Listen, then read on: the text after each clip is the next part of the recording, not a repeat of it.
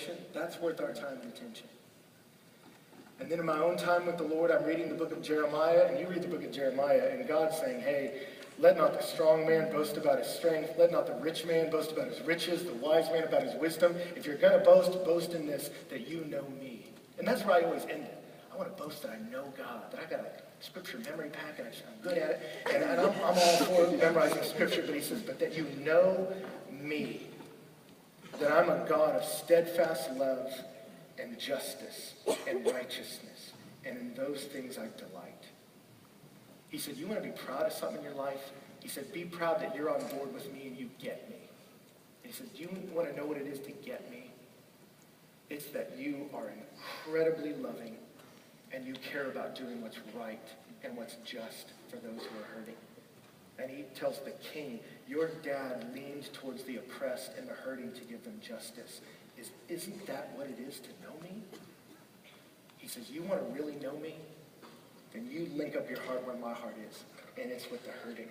And so those two coming together got me pretty fired up. I was going, okay, if God's all about it, if Jesus is all about it, if there's still a problem, okay, I'm in. Let's start a journey. And so our staff just started studying. And let me just tell you, I won't take you through the whole story because it was a labor of love to just start looking through all these organizations. Because I'll be honest with you, there's a lot of organizations with great hearts, right? They want to change the world, make it a better place for you and for me and for the entire human race. And so they're out there and they got a great vision and great ideas, but there's a big difference between having a great vision and a great idea and also having a great vision and idea and the right people and strategy to actually get stuff done.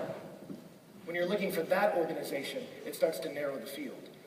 And so our staff worked very hard to say, where are the hurting? Where is the fabric of society breaking? And where are the organizations and the people that have a big vision to make a difference and also have the right personnel and strategy to actually get something done? And we started looking for those people. And we connected with Restore Her. We had heard something about it for a while, ever since we got on board with wanting to see human trafficking end in Houston. We had heard, hey, there might be a safe house, a place for girls that have been trafficked or sexually exploited to have a home and to be cared for and counseled and educated and nurtured. And we heard that that was going to happen in the College Station area. And so for the last couple of years, for me, I've just sort of heard, hey, something like this might happen. And it's just been recently that it came to my attention. A friend of ours was at the front end of that, a friend that got a vision for it when she was your age, sitting out here like you, and God gave her the resources and connections to be a part of it, partnering with Still Creek Ranch, which some of you have heard of here in town. That's doing an amazing work in caring for kids in crisis situations. But the vision of Restore Her was to build a home specifically to rescued girls ages 7 to 17 that were in the sex trade industry. And right now they've got 2 homes that are functioning, but they're in the process of building a house where 8 girls can live. Girls that have been in the sex trade and rescued out, ages 7 to 17.